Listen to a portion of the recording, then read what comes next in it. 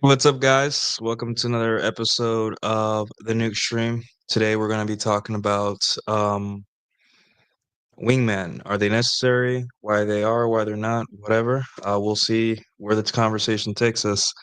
But I am of the camp that wingmen are not necessary. Right? There's guys that think that talking to a woman takes two men, or it's always a good idea to have a wingman. I'm here to explain to you, like, while yes, if you're in the moment and you have a buddy that is socially calibrated, it's not a bad idea to bring them along. More often than not,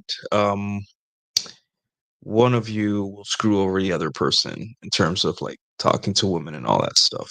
Um, and and we're gonna talk about uh, female wingmen too, and the pros and cons of those too. So a wingman is basically a guy that you bring along with you. It could be in the moment, like you're just minding your own business somewhere, you want to talk to two women, or it could be like you actually go out to meet women with this person. Like you found a guy that's like as savage as you, or game aware, or red pill aware, anything aware as you, and you decide, hey guys, or hey friend, let's go out and talk to women.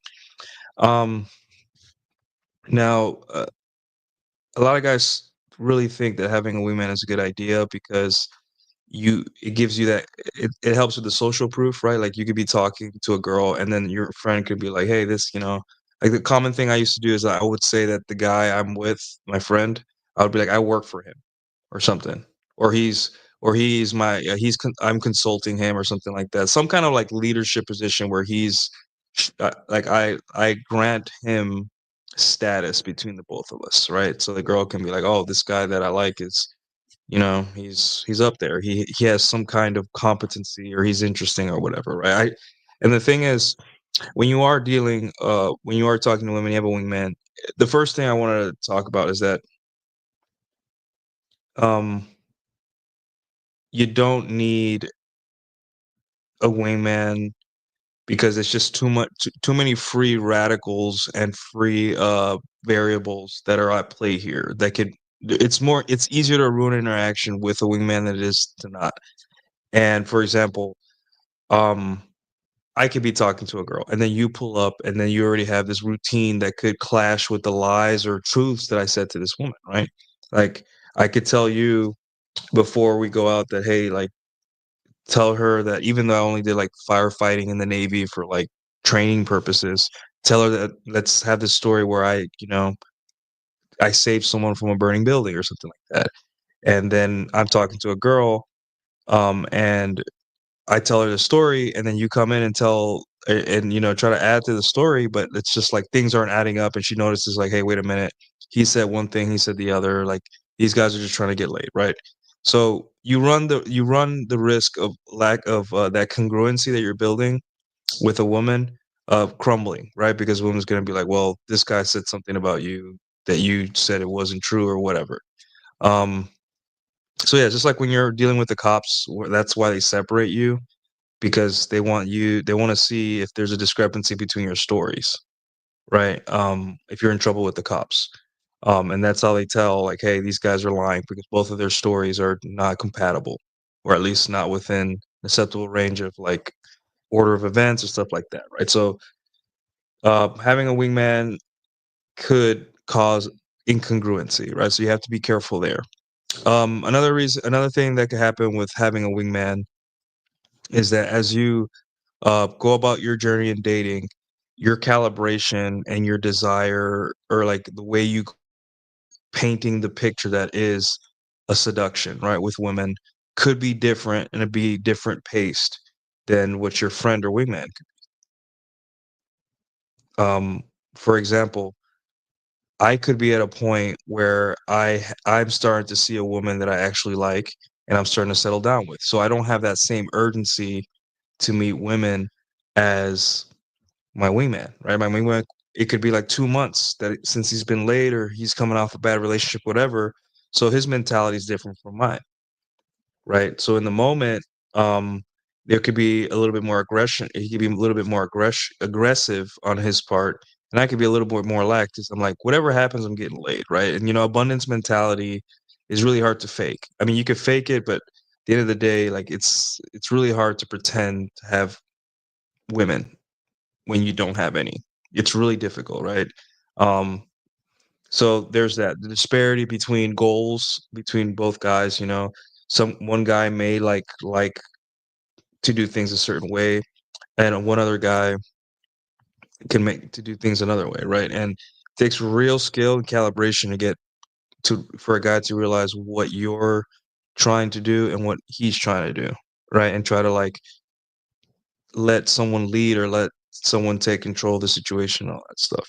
So you have to be careful, right? Like you see, this is a lot of work, um, and all that. So another thing is logistics, right? So you want to go out with your friend and game women and all that stuff, but you realize that they have a job, they have a life, they have things that they're doing and all that. So you're just like, hey, um, how do we both coordinate a night where we go out and talk to women? Obviously, I've talked about the watering hole method where you just pick a place where everyone goes every weekend that you like a salsa night or a run club or something. Oh, preferably a sexual zone, right? Like a salsa night or whatever. And you see the same people, and then when outsiders come in, you talk to the women that are new or inexperienced, or the women within that social circle that are bringing their friends and all that stuff, right? You navigate a social circle accordingly. But if you're going into that social circle, and you have a wingman and all that stuff, right? It becomes more obvious that you're there for women, right? And that's another big problem, right? Some of the most successful like seductions and conquests have been I've been ice cold and quiet. I've pulled women away without anyone knowing, right? And those are the most satisfying, right? It's I don't know if you guys played like Splinter Cell or I don't know, Metal Gear Solid. Those games are very satisfying when you complete a whole mission without being caught, right? It's almost like you feel more intelligent, more sneaky, more tactful, more like just it just feels better because you did it without alarming, like having to deal with any outside problems. You just went in, got what you wanted, and got out, right? Stealth mode, like Don Second saying. You want to do things stealth mode with women. One of the big things that especially younger guys uh don't really get is that, or well, it's not that they don't get, but they learn later, is that stealth mode it's so satisfying as an older guy, right? Because as you get older, you have less patience with women, less patience for drama. You don't want to explain to people that you've had sex with someone in a social circle. You don't want to explain to people who was that girl you left with, or who's that girl that rejected you, or who's that girl you got her Instagram. You don't want to explain that. You want to be left the hell alone to do your thing and move on, right? So, um, yeah, it's silly to want for people to see you in action, right? I don't think you want to be quiet. You want to be stealth mode. You want to be Splinter Cell, Metal Gear Solid. You want to be Solid Snake out here. So having a wingman could absolutely kick off alarms, especially in a social circle or in a sexual zone where you go often, right? People are start noticing. Now, I mean, is it gonna be bad if someone sees you talking to a girl? No, because it's like implied, like, hey, there's hot women here, like, and like I get it, right? But um, if you do find a place that you like and you go there every week, right? Do you want to be the guy that's just like every time there's a new girl there, everyone sees you hitting on her? You don't want to be that guy. I mean, and if you don't care, sure, try it out. But you you don't wanna be that guy. You wanna do it stealthily, right? You want to, enjoy women quietly, right? There is a saying in Spanish that says, "El que come callado come dos veces," which means people who eat quietly eat twice, right? And if you like sex and you like peace and quiet, you're gonna have to learn how to do stealth mode. Having a wingman is detrimental to that, right? Two guys talking to a group of girls, it looks more obvious that you guys are trying to get into that in crowd and trying to talk to women. So there's that. I don't know about how much. I just know that when I'm out and I see two guys talking to a group of girls, I know what it is, right? But if I see one guy, I'm like, oh, that's just friends, or he's just, asking, like it just seems less obvious, right? Like if you were playing Splinter Cell and you had to work with someone else to get to like assassinate someone or get some data off of a hard drive, it would be harder, and it would be harder to do the mission if you had a partner, right? It's easier to do it by yourself, right? So, um, yeah, um, yeah. So, like Miles is getting at here, vetting your wingman, right? Like, obviously, we prefer to do it with our friends, people that we care about, but realize not all your friends are going to be good with women, and again, not all your friends as you, or maybe they're the calibrated ones, and you're the one that's like kind of you're the one that's kind of a little bit weird, right? So it's like, okay, how do I choose the right wingman? Well, don't choose them. Let the environment decide, right? Don't go out with like, because the thing is, um, when I go, okay, so I've been like last summer, I was asked to go out with some guys at the pool, right? And younger guys, and there was this kind of like uh urgency for them to get the ball rolling with so like to talk to women, right? And I'm 35, and I just don't. My sexual reproductive problem is solved in private. Like I don't like to go to these loud pool parties and like jump around looking for a girl to talk to, right? That could be exhausting. I just don't. Not my style, right? There's guys that are good at it. Not my style. Like I prefer quiet social circles or whatever. In the past, I prefer dating app. That's what I liked about dating apps, is that it was get in, get out. No one needed to know. It's very intimate, and then if things didn't work out, no one cared, right?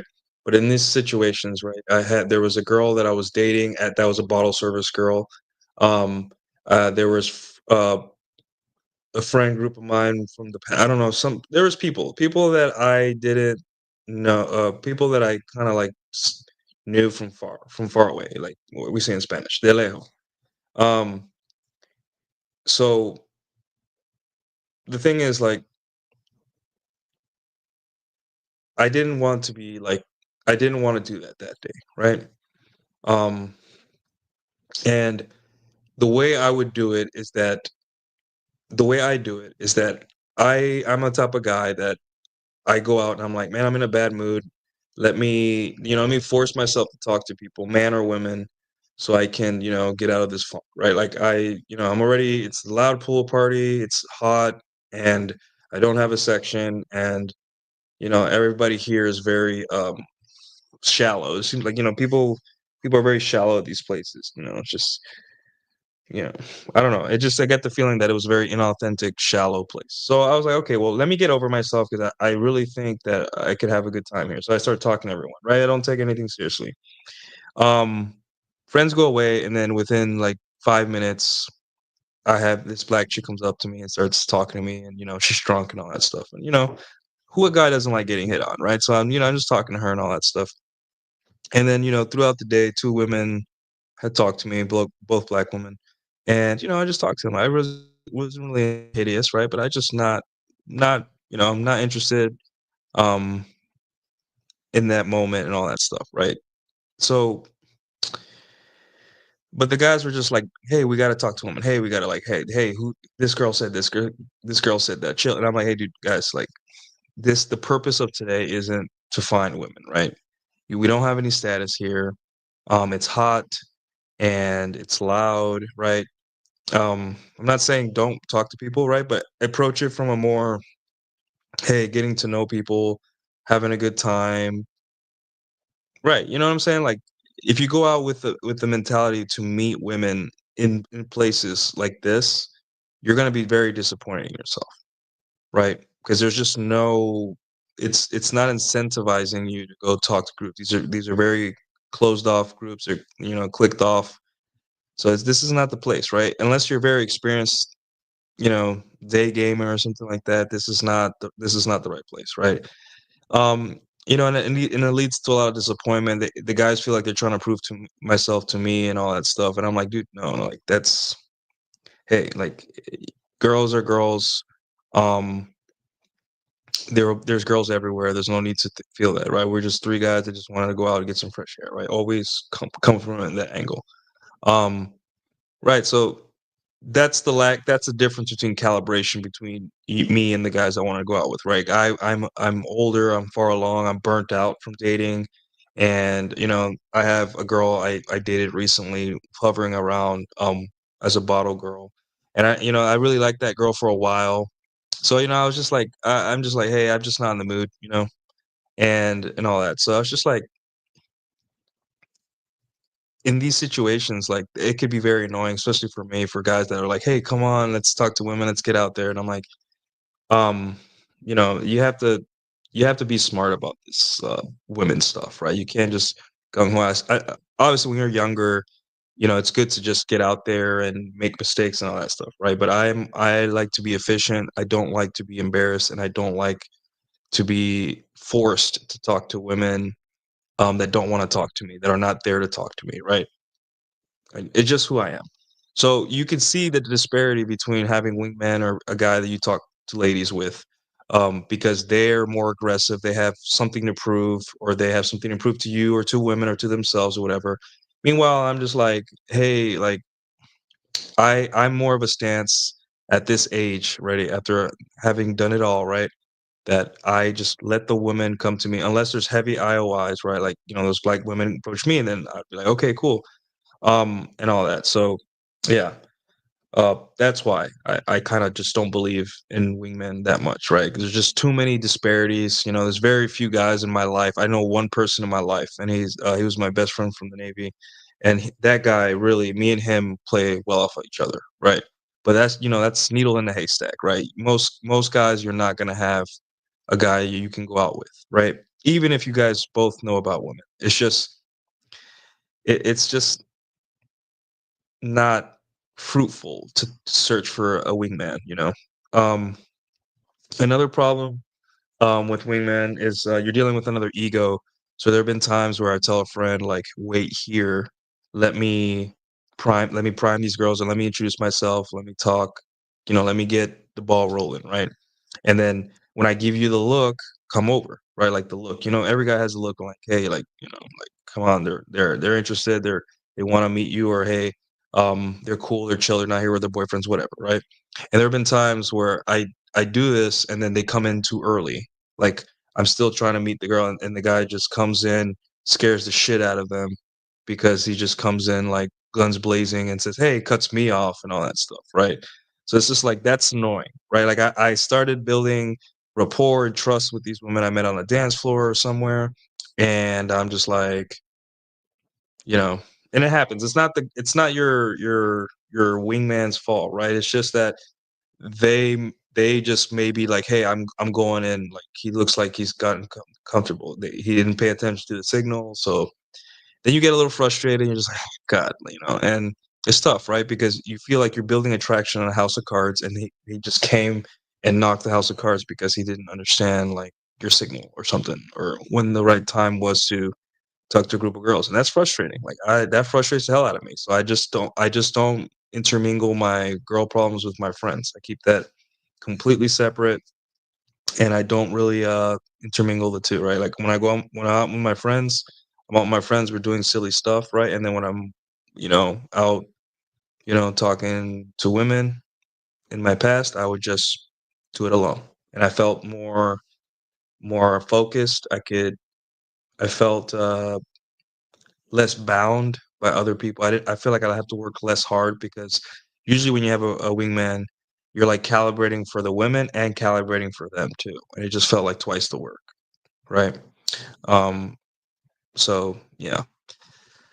Uh, Another issue with having a wingman is, okay, we talked about, uh, not understanding the, like, signals and, like, nonverbal language and all that stuff.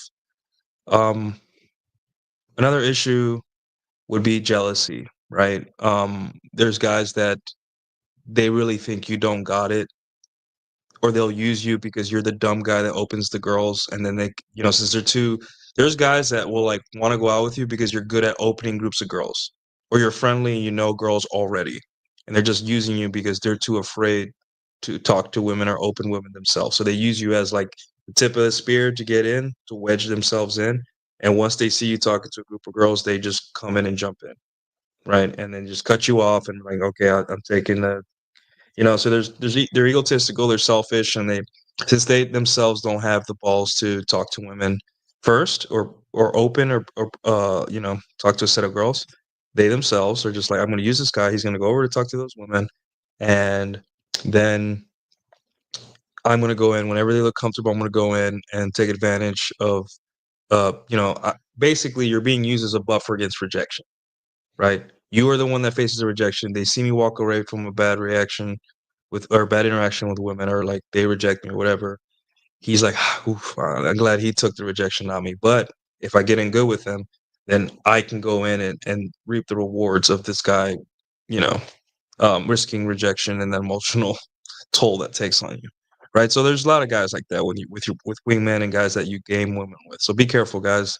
Um, Humans, you never underestimate what men are willing to do to avoid rejection. They'll pay thousands of dollars, uh, for sure sex. They'll do everything, lots of things, to not be rejected, right? And they'll say it's something else. And a lot of the times, I'm kind of weird in that I know that I hate rejection just like any other man. So what I do is, like, what I like doing is just, or what I used to like doing is just throwing myself, um, immediately into the fire, and just getting rejected early in the night. Like, if I would, like, for my salsa night, back when I used salsa night for meeting women, not the best idea, but I was giving it a good shot. I was trying. I would essentially go to a group of girls early in the night. I wouldn't wait around. I wouldn't wait to have a couple drinks first. I would just go straight and be like, I need to get my first rejection of the night, because it kind of, like, gets you out of your head, right? It was weird. Like, I get there, I'm in a bad mood, and I'm having a drink. I'm thinking that if I drink a little bit more, I'll feel better. And I'm saying hi to people, and I got all these work problems and life problems in my head. And then I see a group of hot chicks sit down, and I'm like, okay, there's only one cure to all this stupid stuff in my head right now, and it's going to get rejected by a chick, right? It will completely change your whole night once you get rejected by a chick. Like, it just feels like, okay, it's like that's the beginning of the night for me. I don't know how to explain it well, but I just feel like my brain becomes engaged into my environment. I become It's like, I guess, um you're taking a trek through the jungle, right? Like, hey, this is a cool jungle. I'm here on a tour, right? And then, as you're walking through the jungle, you hear a roar from a lion or a jaguar or something. It becomes from a leisurely jungle walk where you're just thinking about other stuff besides the jungle or whatever, to, hey, it's survival mode. Like, I'm in it. Like, I got a jaguar that's stalking me. Where's a spear? And let's go, game on. Right. And I guess that's how the human brain works. Like, I put myself almost in a seduction scenario where I'm forced to, like, talk to women. I force myself to talk to women, and, like, my brain goes into problem solving mode, and I start, like, the night starts, right? Um, I don't It's not a very good analogy, but it's best I got for now. Uh, so yeah, that is also mitigated by having a wingman, right? Because here's another bad thing about wingman. Sometimes your wingman's not gonna be in a good mood, or your wingman's gonna also be like, hey, like, you'll say, hey, let's go talk to those girls, like, or hold on, let me see if those girls want to talk to us, dance with us, leave with us, whatever, right? And your guy's gonna be sometimes the one to convince you not to. She's too fat. She's this race or this height, or they don't look interested, or they were with a guy, or all these things, right? You as when you're approaching women, you need all the confidence you can muster in that moment. You don't need a guy telling you it's not a good idea. Even if it's a bad idea, you need to break the ice. You need that first rejection or a rejection once in a while. It's good for you as a man. And any guy that's telling you not to get rejected is not your friend, right? They're projecting onto you failure. Like, hey, if you go talk to those girls, they're not going to be interested. And you're like, well, I have to talk to somebody and I have to start get this going, right? I have to get this momentum going. So, yeah. Anyways, guys, how's everyone doing tonight? Oh, let's see. Um, let's see what we got here.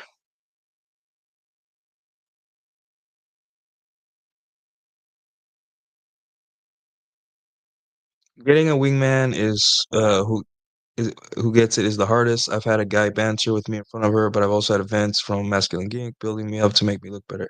Yeah, you've always had guys that'll get it, but like, how often do you meet a guy like that? That's also on your schedule, on your timeline, willing to go out to meet women, and also have the right amount of women, right? And all that, right? It's a headache. Honestly, it's just better to go it alone. And for me, it's always been more satisfying to go it alone, right? Um, when I was racking up my notch count in 2021, my skyrocketing notch count, no one knew. My family, my brother knew, and a couple friends knew, but they didn't know to the level. They knew that I had girls once in a while, but they didn't know to the level, right? And I liked it like that. I preferred it that way. I want to keep because here's the thing: you have nothing to prove, whether you sleep with one woman a year or 100 or 50 or whatever. Those women are for you. Um, and if you go around telling people how awesome you are because you slept with women, it's just gonna make it like you really need to evaluate. Hey, are you doing this because you love it, or are you doing this because you have to prove to people that you're awesome? What do you have to prove? Obviously, after a certain while, you're gonna be like, hey, I've already proven myself. I don't feel like now I can enjoy women for what they are, right? Every guy that games or talks to a lot of women, has that realization. Like a lot of them were like, "Hey, I got into this because I wanted to prove to myself that I could do it," right? Just like a lot of hobbies and things in life. So it's like I get it, but eventually you need to realize, like, hey, dude, women are here for us to enjoy, right? They want to have fun just like us. You need to really think, hey, what do I want, right? And in the complex of things in life that's supposed to distract you from asking yourself that question and achieving that, a wingman could be in there, right? There could be times where you're like, hey, I want to approach those girls, and your wingman's like, dude, that's not a good set, or this, and that, and that's not a good idea. That's not a good idea to have someone around there, right? Now, the opposite of that is a wingman that talks to everyone and drags you into conversations with everyone, right? And again, how do you calibrate that? Because you can, that's who they are. They talk to everyone. Now, is that good? It's better than not talking to anyone, but still, you need to be reasonable, right? Like if there's 8 girls that night, right? And you talk to one, you fail, you talk to a group of girls, you fail, the third group is okay, right? And by the time you meet the third group, your guy's already trying to talk to another group of women. That can burn you out, right? You're just like, hey, like we're good here. Let's see this through, right? So you don't know their methods or like how good they are with rejection or how bad, right? So there's that. You have no idea. So there's there's so many free radicals and variables here when you're looking for a wingman that it could be detrimental. Now, that's not to say if you're in a place where you're with a friend or with an acquaintance or something, girls pop up that you tell them to shut the hell up and you do the talking. No, that's not what I'm saying, right? It's a situational thing, right? But I'd say the fact that you think you need a wingman in first place to have success with women, get that out of your head, right? However, if you're sitting next to your friend and 2 girls pull up and you talk to them, and things are going well, yeah, sure, do the best you can. Yeah, it's your friend. He's probably wants to see you win and all that. And I've obviously done it. Um, right, but like to call your friend up and say, "Hey, I'm going out tonight. Get ready. We're gonna talk to women." Yeah, don't bank on it being, some kind of like game changer to have a weak man. It won't hurt. Probably won't hurt most of the time, right? But a lot of times it's not going to change the outcome too much. You like again, get out of your head that you need another man to talk to women. You're on your own, and you don't need another man to back you up or to build attraction. You are on your own. Also, you're less threatening if you're by yourself, right? Um, Obviously, being by yourself and not knowing anyone at a place can even seem more threatening. But like, hey, I've been doing this alone for years, and honestly, I like it like that. Dragging other guys into my world um, is work to me, and I don't want to deal with more work than I have to. So yeah,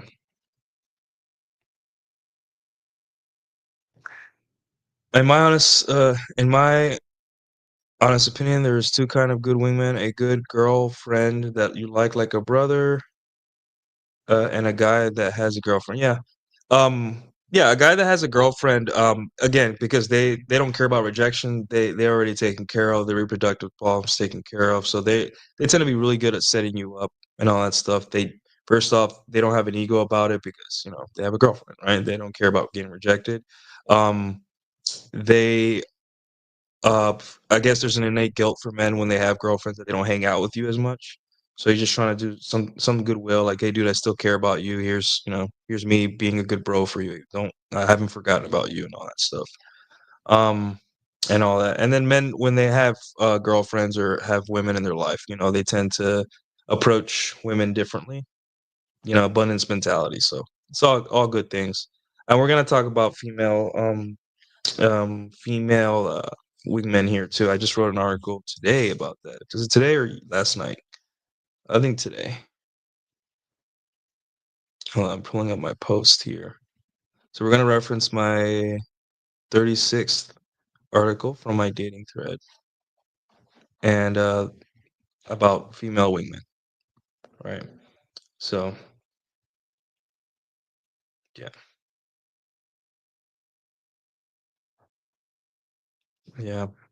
In my experience, my friend is single. He has had her in competition over me, or too dorky to help. Yeah, it's hard. It's hard to calibrate. It's hard to like as a guy, like not, you know. Um, yeah, we're about to get to that, Marty. It's 2022. Anytime you have a successful approach, it's because when we wanted something in the first place, you just stepped up to play. Yeah, yeah. Like I said, it's usually right guy at the right time. Like Fort Worth Playboy says, any dick will do. That doesn't mean that you don't have to do any work. Like obviously, whenever we have these dating discussions, it's always like binary and or they forget that hey, there's a cost of entry, right? Meaning like you have to dress like a person. You have to be some level of musculature. You have to not smell like onions. You have to like be able to talk in full sentences. You have to avoid like politics and stuff like that, like basic stuff, right? But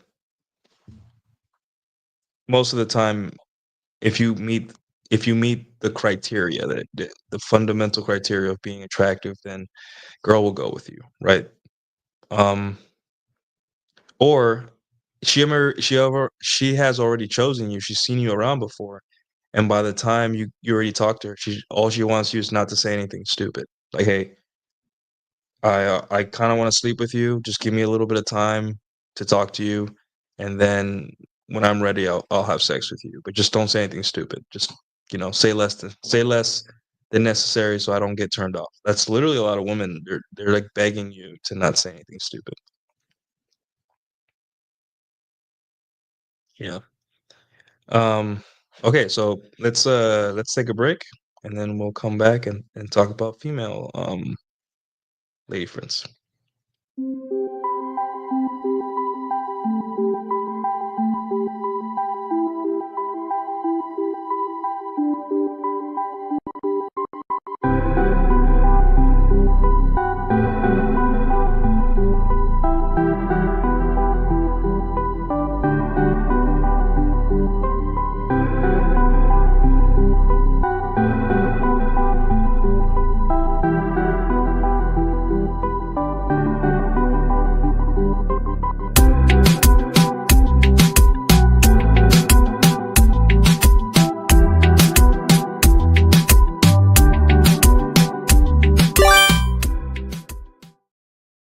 All right, and we're back. So, okay, let me present um, share screen, and I'm going to reference my own article. I've written so much articles at this point I can reference my own stuff. Isn't that awesome, guys? All right, so here we have number 36. Let me blow this up a little bit. All right, so number 36, and this is obviously a paid article, but I'll read it for free here. And let me get to this is better. There we go. So basically, it says, "Are female friends the key to meeting women?" This is point number 36 of my dating thread that I wrote in 2023. And here's my original tweet. I say, "Some guys say that having female friends is a good way to get social proof and meet other women, but most girls are so flaky and have so many guys chasing them that it creates a whole new set of problems. Not to mention they'll feel strange when a new girl's introduced to the group." Right? And I was basically, you know, in my hurry to get these points out, basically alluding to the issues that come with using female wingmen. Right? So let's move on here. So the most powerful networking tool of all time is hot women, right? So like guys, if you if you go to a party, if you go to an event, if you go anywhere with with two hot blondes, you will get it. People will want you there, right? And that's the power of like hot women. It's literally like you will cut lines. People will ask who you are. You'll get better service. People will have questions. It's insane, right? So whether it's a hot girlfriend increasing your respect within work or social hierarchies, a pair of attractive female friends cutting the line with you at a trendy club, or a regular dance partner introducing to your circle, leveraging female companionship is incredibly effective in navigating today's dating market. So effective, in fact, that some men swear by it and claim day game, dating apps, and other methods for meeting women are obsolete. Right. So there's this new proof. There's this new thought that, hey, dating apps, don't use them anymore. Waste of time, waste of money. Day game, also waste of time. Friend zone every girl you meet, and then eventually you will have women that you go out with, and then they could introduce you to other women, and that's how you build like attraction. And you never have to like really go out of your way to meet women again. They are your funnel. And I agree to an extent, but remember, with every cheat code in life, there are setbacks and there are nuances, right? We can't just say, hey, friend zone every girl. There are things we need to take into account, right? So moving on. Um, but is this truly the ultimate approach? Does every road lead to leveraging female sexuality for networking and dating? Um, okay, so there are undeniable benefits to utilizing female friends in social settings. It builds social proof and signals to others, especially women, that you're at the very least not a creep, right? So like sometimes you don't even have to roll with hot women. It could just be normal women. If you show up somewhere like a salsa night, a rock climbing club, or a club anywhere, a coffee shop, people automatically assume that guy's not a creep, right? He is around women. He's chill. He's not a weirdo and all that stuff, right? This, you know what else has the same effect as this? A dog. People trust me more now in my neighborhood after, a brown man, when they see me walking my dog, right? Because you're just like, "Oh, okay, he's chill. He's just walking his dog." It makes you look more part of where, more trustworthy, right? Um, not saying women are dogs. Didn't say that. But yeah. Um, there are undeniable benefits to utilizing female friends in social settings. It builds social proof and signals to others, especially women, that you were at the very least, not a creep. This builds trust and can spark attraction as women are drawn to men who seem in demand. Essentially, it saves women the effort of figuring out key details about you, like whether you're trustworthy or socially competent.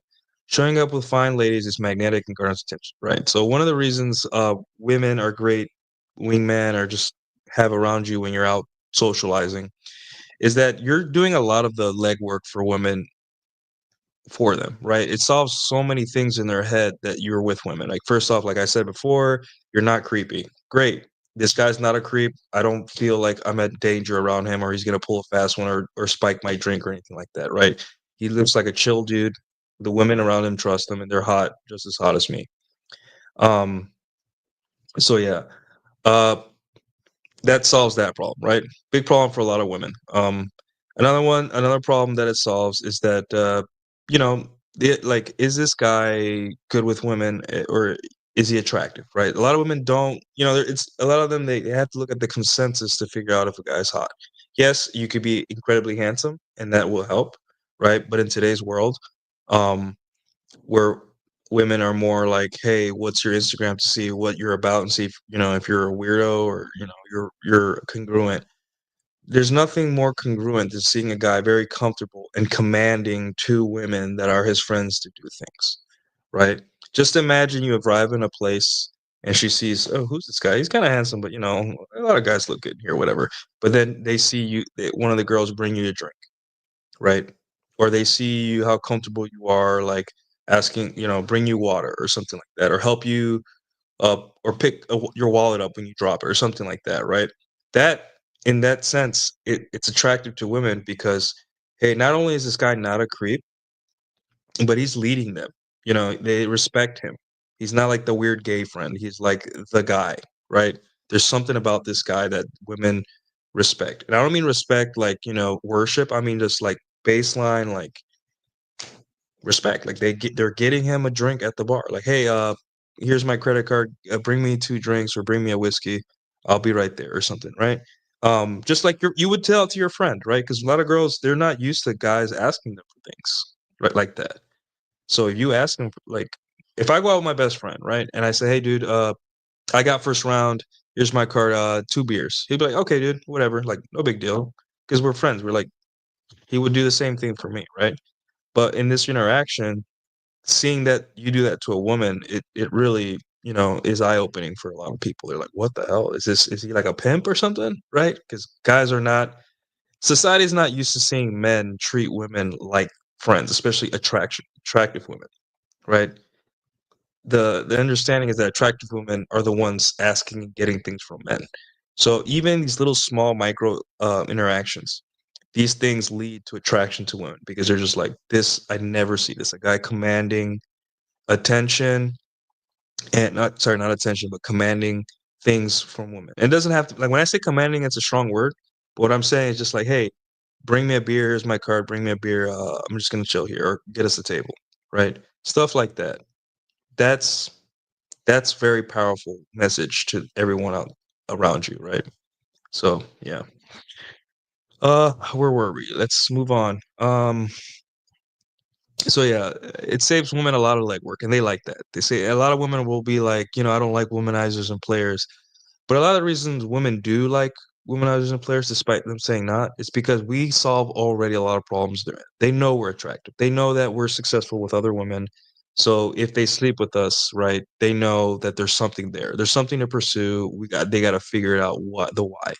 And number two, we're not creepy. Like if obviously people were like, "Oh, you're just like a ski what's it? What is the word? A sleazeball or something like that. That like Glenn Quagmire from Family Guy." But at the same time, a lot of women like saying that in the abstract on the internet, but when they see you in action, they're just like they can't help themselves, right? It's attractive. Like objectively speaking, a man where other women besides you are comfortable around him, that is attractive. It is not attractive. It is attractive. So yeah. All right. So moving on. But this raises the question: why don't we focus solely on using female friends and acquaintances to meet women? Though it seems hyper effective, like hitting a dragon flying Pokemon with Ice Beam, life cheat codes often come with drawbacks. Here are the downsides. Okay, so like I was saying before, um, it seems like something that why are we even talking about game here? Why are we talking about dating apps or anything? This has to be the end all be all. Why isn't every dating red pill channel talking about this is the way to meet women going forward? And that's it.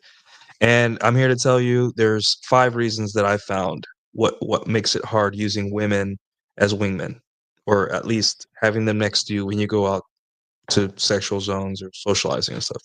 And the first one is the flakiness of women, right?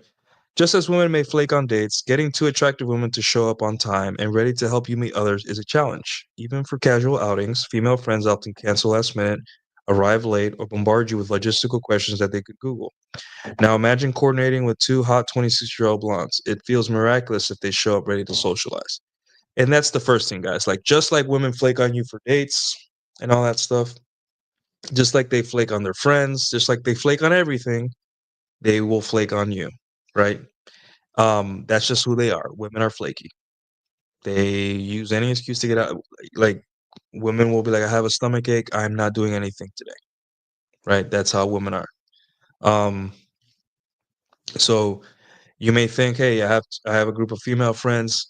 Every time I go out, I'm gonna, meet other women, all that stuff, right?" But you're gonna more often than not, they're gonna be like, cancel you last minute. You're gonna end up going alone, right? So there's that. Um, Opportunity costs. All right. So to maintain options for female friends, you might end up friend zoning every woman you meet. While this is a solid strategy for building a social circle, you could miss dating opportunities with women who are actually interested in you because you preemptively categorize them as just friends. Switching from the friendly guy to the charming suitor can be tough. Um, in a social circle, right? Obviously, you want to like befriend everyone, and it is especially for you guys learning about women in the beginning.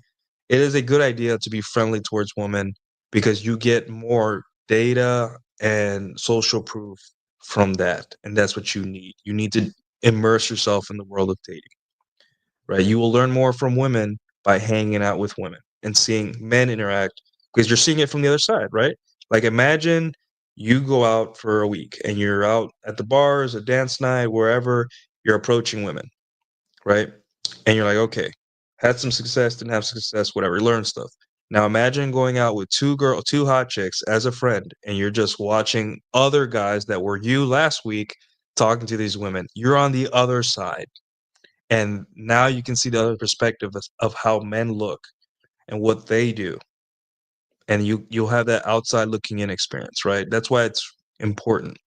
However, when you're navigating your social circles, your social life, there may be women that you find that like you a lot, right? But since you're in friend mode, you're not going to turn up the charm. You're going to be friendly, you're going to be chill, all that stuff. And going from a friendly, chill guy to being the assassin, charming suitor, the splinter cell, the stealth mode guy that pulls girls away quietly out of a club, um, you know, that's hard. I say it's hard for me, right? It may be easy for some of you, but it is difficult for me to switch, right? My charming suitor, James Bond like personality is it's like I have to be that the whole night. I can't switch, right? I just can't switch. I don't like doing both. There are times where I've done it and I've had this anxiety where I'm just like I, it happened it happened to me last year where um I thought I started talking to this girl, and the thing is with dance night is that you're already having the physical contact, so I don't take anything too seriously when it comes to IOIs, right? It's already a sexual zone. Women are already kind of hot and bothered a little bit, right? But within reason. So, I don't every dance partner I have, I don't ask her, "Hey, what's your Instagram? Let's hang out," right? Especially if that's she goes there a lot too, right? I try to, obviously you want to be smart about this. You want to move intelligently. Now, what she did is like I never hit on her like that, right? I was very closed off with her. No one introduced me to her. I thought she was like a bitchy girl and all that stuff. And then I asked her one day to dance, and it was cool. Like, almost like I broke the ice for her. For me, I'm just like, I just need a dance partner.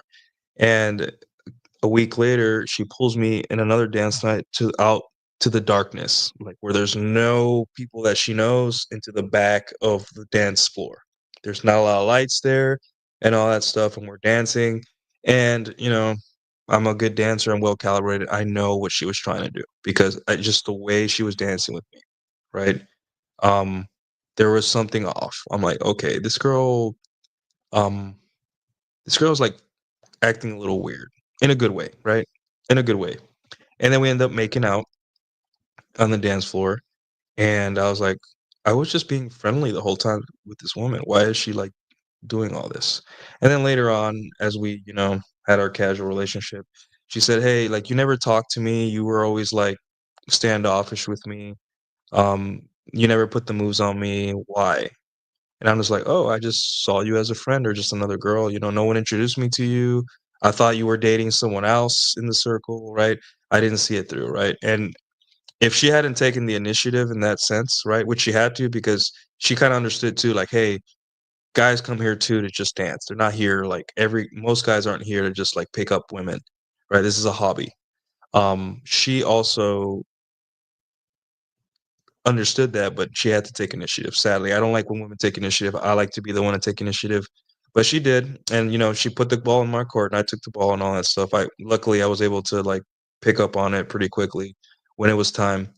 But yeah, those are the things that happen when you're in places where like you see every woman as a friend, right?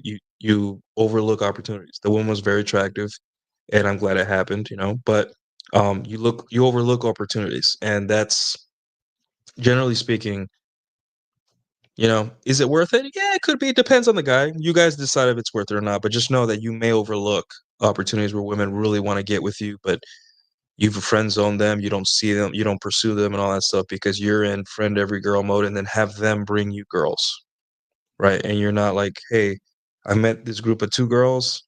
One of them is like really into me, and one of them is like not that into me. I'm gonna friend zone both of them. Right. It's almost like you're building a Ponzi scheme in your dating life because you're just like investing, investing, investing, and you never get a payout. And you need once in a while, guys, you need a payout, right? That's the point of social circle, like friend zoning women. You need a dividend, you need a payout. So that's your payout, right? You may not see it. And that's the hard part about friending every girl, that eventually you're going to be like, I'm doing this and I'm not getting any sex or dates or anything out of this. What am I doing wrong? I'm like, dude, you friend zoned lots of women. You're friends with women. Time to start leveraging that. Stop here and start thinking, which girl in this group can I be friends with? And which girl is like eyeing me, isolating me, putting herself in my vicinity and being a little jealous when I talk to other women or talk to her friend, right? Pay very close attention because uh, switching from that is difficult, and you have to start being extremely like observant in these social interactions of like who is coming out, um, which girl is like actually interested in you, and which girl's worth being friends with rather than pursuing. All right, so jealousy. I just alluded it before. Female friends, whether they're attention seekers or harbor feelings for you, may sabotage your interactions with other women. This could render them more of a liability than an asset. Some women act out not because they like you, but because they hate not being the center of attention. Avoid such individuals, even as friends. Um, you'll find girls that are chill, that are pretty awesome, nice people, but there's women that just cannot not be the center of attention, right? These are women that either were always the center of attention and were always hot their whole lives, and they don't respect you or your mission to find love and sex. Or there's women that never get attention and you're their only source, and they don't want women to take it away from her. So, you'll find out pretty quickly if a girl is just like is a cock block within your own social circle. They tend to be very pedantic, right? It's like they sound like the women on Twitter, where women on Twitter are just like, no woman likes a guy that uses game. That they just don't take your pursuit of women seriously. They think you're just a loser, but they like you, they're friends with you, but they're not convinced of your awesomeness, and they're trying to hold on to you for dear life because you are their only source of attention. Right? Or they're like, "No, I am the hot princess here, and no one's gonna take attention. This guy, all men in my life are supposed to give me attention, right?" And you'll find both. So be careful here. It's frustrating. Drop them right away. No negotiation, no boundary setting. There's nothing you can do. Like get away from these women, right?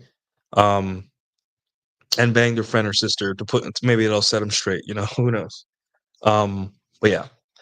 Guys, we have 28 people watching on YouTube and 1,568 watching on X.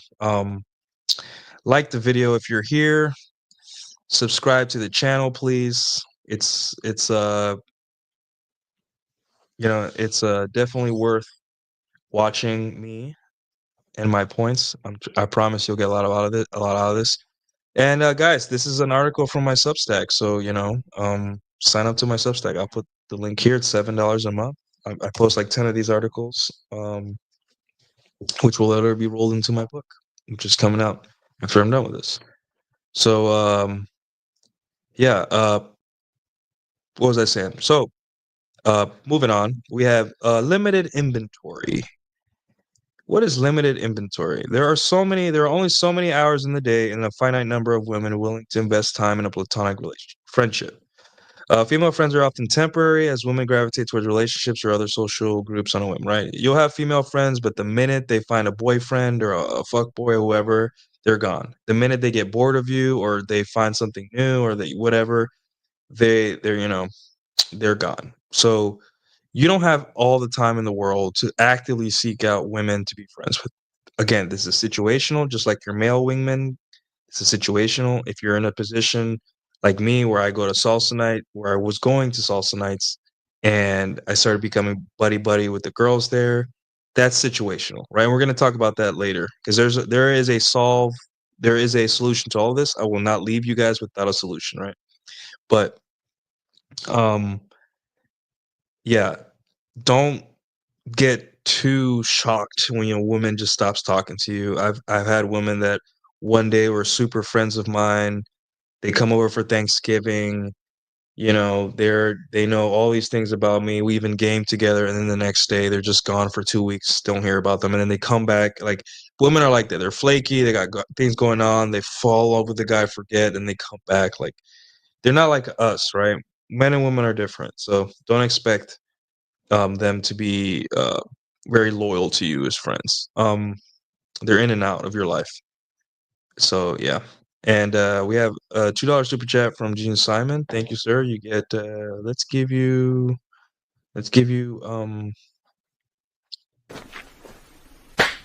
サンキューソーマッチベストフレンド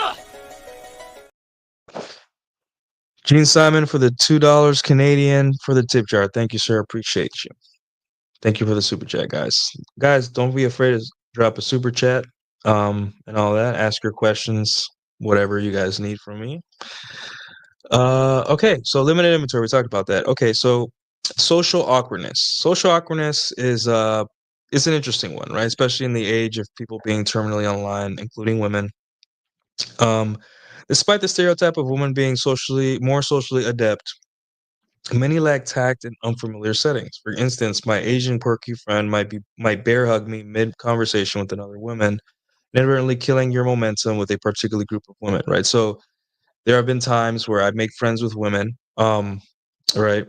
And I'm like, okay, cool. She's in the background. She's doing her own thing. And I'm talking to people. And then she comes out of nowhere and just like almost like does the bear hug tackle thing with me and hangs on to me, right? And it may be adorable in the moment. She doesn't know what she's doing, but I'm trying to have like a conversation with a girl, and it just interrupts me, right? And I don't like being interrupted, right? So yeah, uh, like you're gonna have women that just don't understand social cues. It's crazy, right? Because women are supposed to be the ones to understand this, but there's a lot of quirk chunguses out there that don't understand social cues and all that stuff. So yeah, don't be careful, right? Like, and forgive them. Like, they're just people. They're just women. They're just being themselves. They're comfortable around you. So if they mess up an interaction with a woman, don't like, hey, you're scaring the hoes. Like, um, don't worry about it too much, right? All right, going up down here. All right, how do we mitigate these downsides, right? So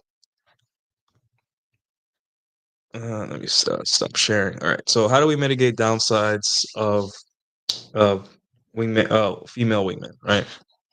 Uh, so first off, in order to subdue innate flakiness that women have, choose a watering hole. And guys, the watering hole method is something I came up recently, and it's basically it will solve men's loneliness if they enact it, and also it will solve the problems that I just aforementioned or just mentioned.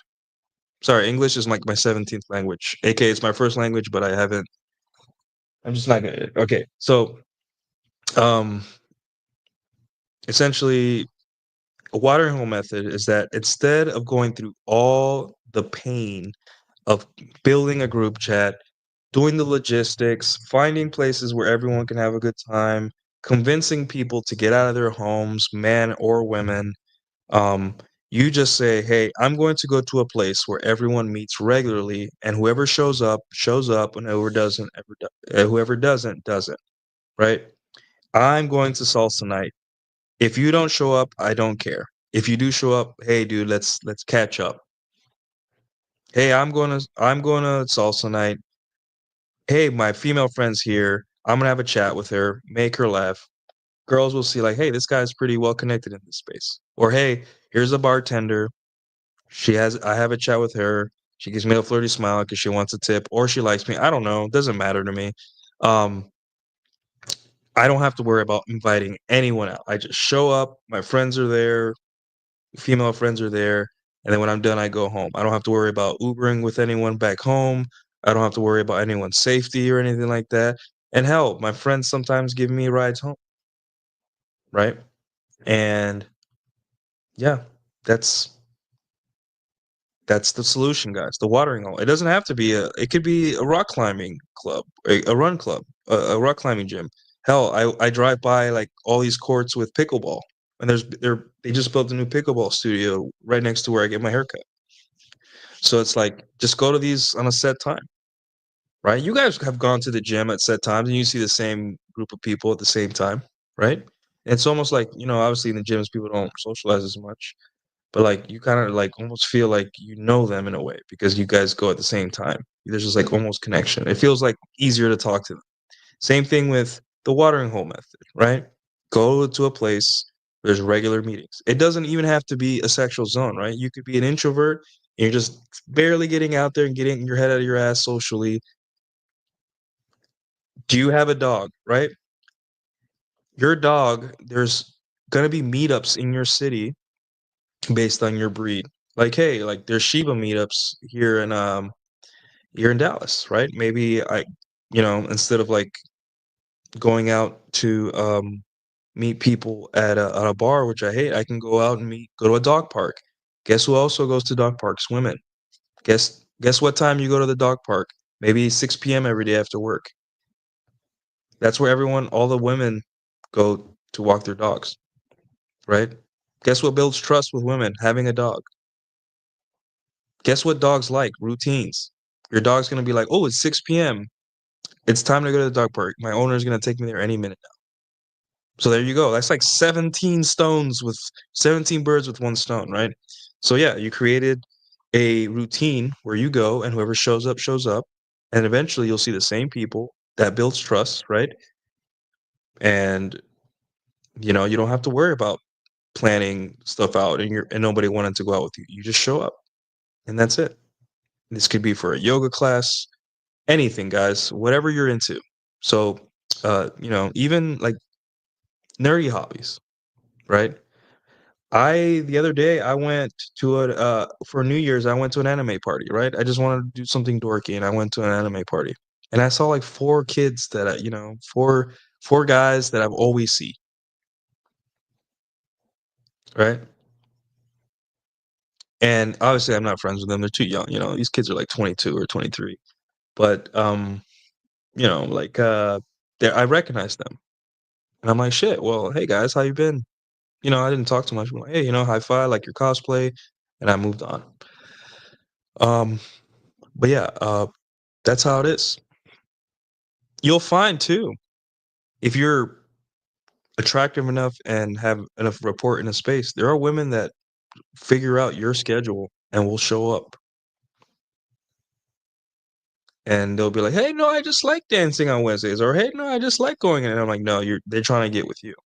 Right? So yeah, the watering hole method, guys, take it for what it is. It's smart.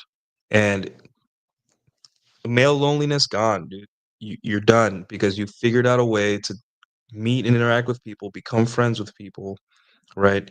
Without having to do all the planning and the logistics and the group chats and all that bullshit. You are you figured it out, right? Yeah, exactly. Like if you frequently see someone, it's weirder if you don't talk to them. Yeah, there was a girl that was a adult film actress, famous, mainstream, that went to my gym, and I would see her like twice a week. in the mornings because I used to go in the gym in the mornings. And one day the gym was kind of empty, and she was next to me. I didn't know she was an adult film actress, and she sits in the row machine next to me. And I felt more weird not talking to her than talking to her, right?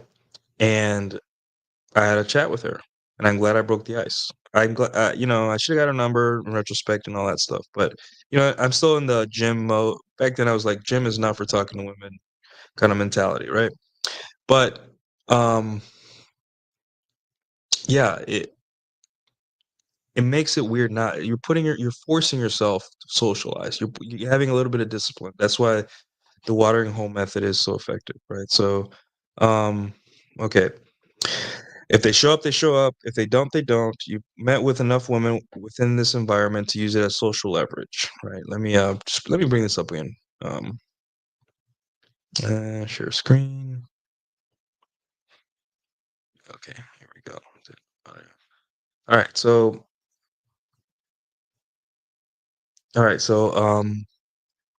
here we are. You've met with enough women within this environment to use as social leverage, right? This also solves inventory issue as the environment is the funnel for your female friends, not you. Right? So you no longer have to sit down and be like, "Hey, hot female friends, we're going to Club Nuke today or Club whatever." They're like, "Who's there? Is it what kind of drinks do they have? Do they have a good espresso martini?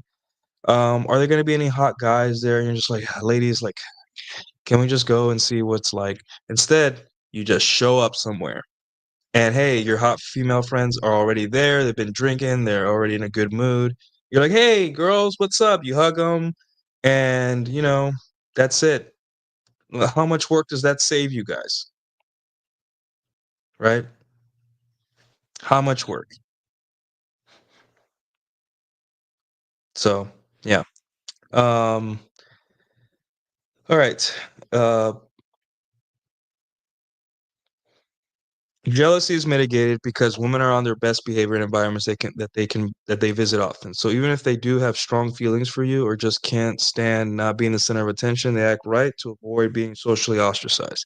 So that's another thing, right? Like, yes, I've also dealt with this in my my dance. Let's say, like, let's talk about me right now, like my dance nights, right? Where I hooked up with that woman, and she's a great person, right? But women are women, and they feel jealous, right?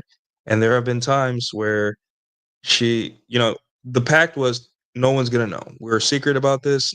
It's between you and me that we're hooking up. We're gonna act like we're just friends. And I'm like, hey, you stole words right out of my mouth. Thank you. So whenever I would dance with other women, some women obviously get a little drunk, and when they dance, they kind of like, they kind of grope you, and they they get a little bit too into it, right?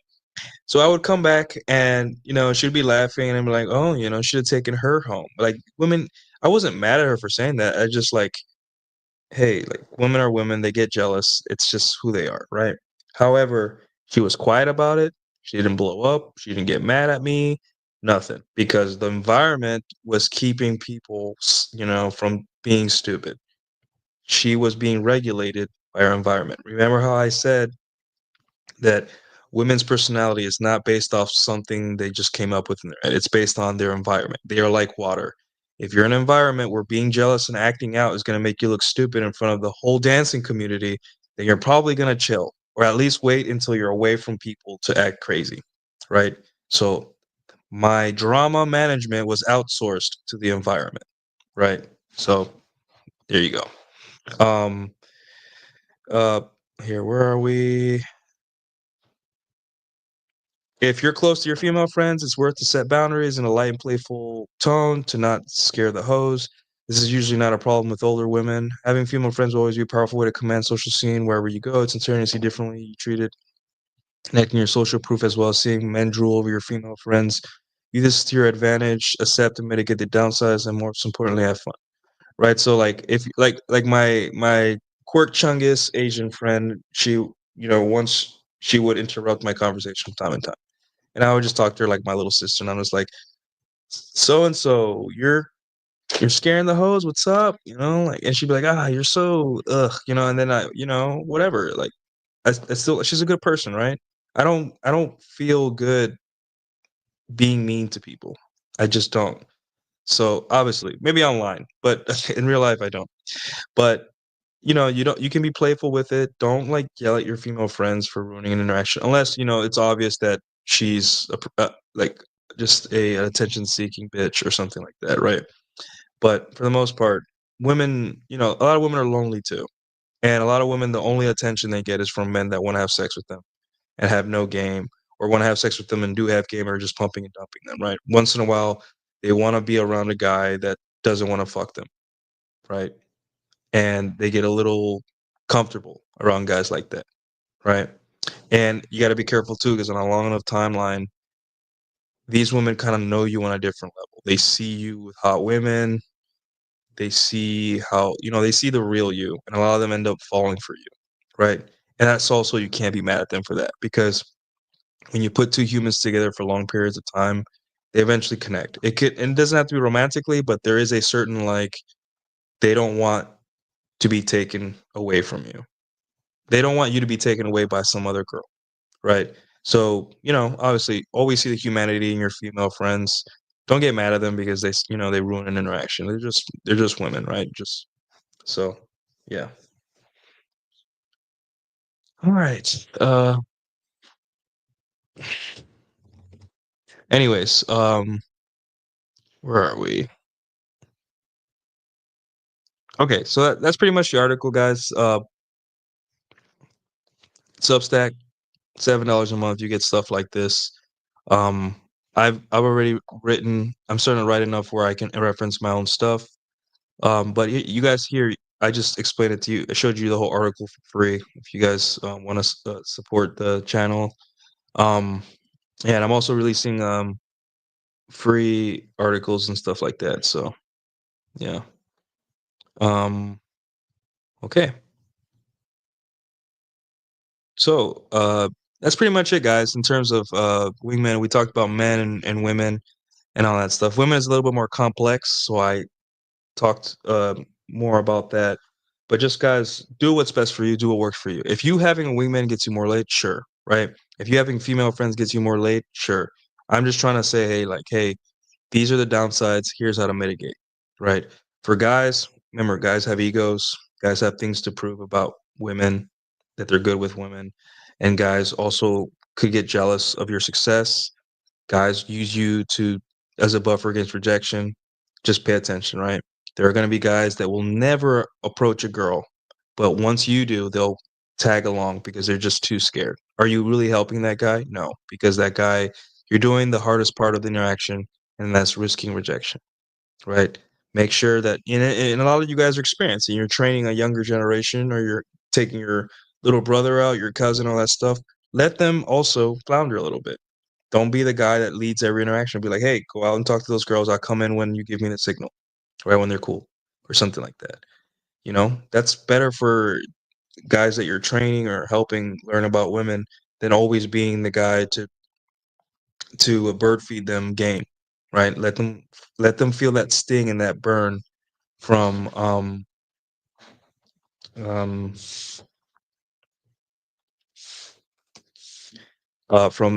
from the rejection, right? So yeah, does anyone have any more questions for me, or any more super chats you would like to give? Just let me know. Um, but yeah, hold on. Let me remove. Okay, cool. Realize, guys, too, that I have my fashion course. I took it off Patreon. I was having an issue on Patreon with it.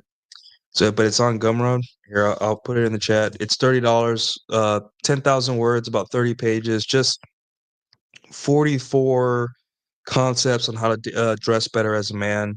I believe it's one of the lowest hanging fruits in terms of male improvement. Building muscle takes like 6 months before you start really transforming your body. If you're new, the beginner gains. Learning game, long and perilous road. Uh, working harder, building skills could take years, but like dressing better is like snap of fingers. In a month, you can have an awesome wardrobe, an awesome, like, calibrated sense of style that you can always. Um, thanks, Jack. So yeah, Jack put it in the chat. So here it is, guys. $30. You know, um, there will be a second edition, or like a 2.0. where it's going to be even more detailed. Um, right now, I'm releasing that detailed version for free on Substack. So, guys, if you want to subscribe for free, there is free stuff on my Substack. I'm sometimes releasing 2 articles from my guide, right? But these articles are longer and more in depth than the original, right? The original is still good. It's 10,000 words, 44 concepts. I think it's worth the money. But the next version, right, is going to be more expensive, but it's going to be like 3 times more in depth, right? Um, and once that releases, the free chat statics will be free. Version 1 will be free. You guys could have it, do whatever you want with it, but that will be free, right? And when I release my book, right, all my articles on that I'm writing, like this one, will also be free. I will release them for free. Um, and then I will continue to produce paid content, but it will be other stuff. Like after my book's finished, I will be producing I want to start working on a manga, right? I don't know how I'm going to illustrate it, but I'm going to start writing, and hopefully I'll figure it out from there, right? I got so much in my mind right now in terms of trying to get my content off the ground, avoiding censorship, right? I got 65 million impressions in one day, right? Had 2 viral threads. I don't think anyone on Twitter has ever done that besides maybe like Elon or something, where they have 2 separate hyper viral threads. The Sydney Sweeney thread had like 35 million, and then my other Lily Phillips meme had like 15 million, right? And each one of those threads were separate, had nothing to do with each other, and they went viral the same day, right? And I only made like $72 on Twitter. Now, even if I make $1 on Twitter, that's amazing, right? Because getting paid to tweet, can't really can't really complain. But at the same time, I have to start thinking like, hey, this is my time. I have to make money off of this, so I have to understand like how to dodge censorship without like diluting the message that I'm trying to get across. So, interesting week on Twitter. Learned a lot. Also, a lot of articles written, like 5 articles written on me and all that stuff. So controversy is good, guys, but it's not like you become controversial and people are knocking on your door to want to talk to you or anything like that, right? However, it's good because it kind of like cements yourself into like, hey, I know what I'm doing and I know how to, you know, get women riled up. I got an A-list celebrity that saw my tweet. Literally saw my tweet. I made Complex magazine, all the like a magazine in Portugal, an online e-zine or whatever they call them in Portugal and different parts of the country and all that. I don't know if that's significant, right? But it is what it is. So I can't really, it's been interesting couple weeks here, um, and all that. I would say also, guys, enjoy my content because you don't know what I'm gonna get taken down, right? There's this fanfare and all this happiness about like Mark Zuckerberg recently is like going full free speech. Guys, like remember how I did that rug pull video? Um, remember that uh you don't want to get rug pulled again, right? We all were cheering Elon on, and then he dropped the H-1B visa thing, which in my opinion isn't horrible, right? It's all about timing and all that stuff, right? But the timing was off to reveal that. So, um, I forgot where I was going with this. Uh, yeah, don't get rug pulled again. Like be wary. Like they can take your account whenever they want. Literally, I had a stream taken down while I was speaking, right here on YouTube. Um, my my Sydney Sweeney thread got demonetized, right? I could have made, maybe calculating it out, I was supposed to make like $1,500, $2,000 off that thread, right? After that thread and all the interactions and all that stuff. But it got demonetized. And it's like, why is me saying that a celebrity or any woman, I'm not saying she's ugly, I'm just saying she's not perfect. Why is me saying that worthy of demonetizing that, right? So those are the things that I take into account when I'm making my content and all that stuff. This stuff can get taken away any day, at any time, and like we love to say that Twitter is like the most free speech, right? But remember, free speech according to who?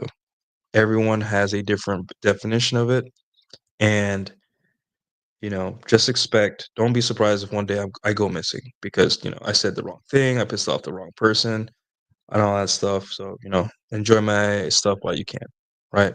I'm also dating a very controversial person. I could be associated with that person. I could also lose my stuff, right? So this is the internet. This is the niche. The niche is this is what the niche is, right? We cannot complain about free speech. It's a waste of time. Do the best you can. Somehow I haven't been suspended yet. Maybe it's because I don't really talk about race or anything like that. But yeah, uh, we'll see what happens. Right? Take it day by day. I don't getting a post demonetized because you said someone doesn't look perfect or doesn't look as good as in their pictures. That's a statement thing, right? Right. We're community notes is supposed to be like factual, like, hey, objective. Like, if I say the sky is red, somebody's gonna be like, hey, sky is blue, and here's why, right? Not, hey, this celebrity is not perfect looking, and they're like, no, factually speaking, she is perfect, and I'm like, okay, see, like now I'm like, okay, got it. I just wanted to know that. Have a nice day. I know what you guys are about now. I get it. There's women on this app. There's women that are very insecure and all that stuff. So yeah, guys, that's pretty much all I have for you guys today. Comment below after the video if you guys will want to see any more content from me. If you guys want me to do reactions, just email me at nuclearcalu@gmail.com. I'll put it. A lot of people have been asking me to react to stuff and all that. So if you guys want me to react to different stuff, put it there, and I'll do it as long as it's within the confines of my niche and my expertise. I will do it. And yeah, guys, it's gonna be a fun year. But also, this could be it. You don't know. Any day now, we could all get our stuff taken down, demonetize all that stuff, or I could just get a job where I'm going to be in a public eye, and I need to like stop this or something. We don't know. So enjoy it while you can, guys, because you don't know where I'm going to be in a month or anything like that. I believe that Substack is not. I'm safe. And all that. But everything else seems like like good luck, right? um I did a long space yesterday with Billy and Radfem, Hitler and all that stuff, and she got my points in there. If you guys want to see it, it's 4.5 hours long. Trust me, guys, I didn't just sit in front of a computer and talk for 4.5 hours. I was typing, cleaning my house. Like, I take advantage of this time to like do stuff around the house, doing some work, setting up my my tech and stuff like that around my house and all that. And feeding Tadashi, like getting stuff done. Like, I'm not sitting in front of a computer for 4.5 hours just waiting for someone to say my name. So yeah, guys, that's pretty much all I have. And please excuse me for all the controversy I've caused with my personal life and my content. I know a lot of you guys come here just for this kind of stuff, like actionable advice, but I have a brand to build, guys, and no one's really helping me that much, right? I have the Rule Zero guys have helped me immensely, right? But YouTube is, YouTube is YouTube. The niche is saturated, um, and all that. So I have to do something, right? And you got to be controversial sometimes. So I'll talk to you guys later, and you guys have a good night.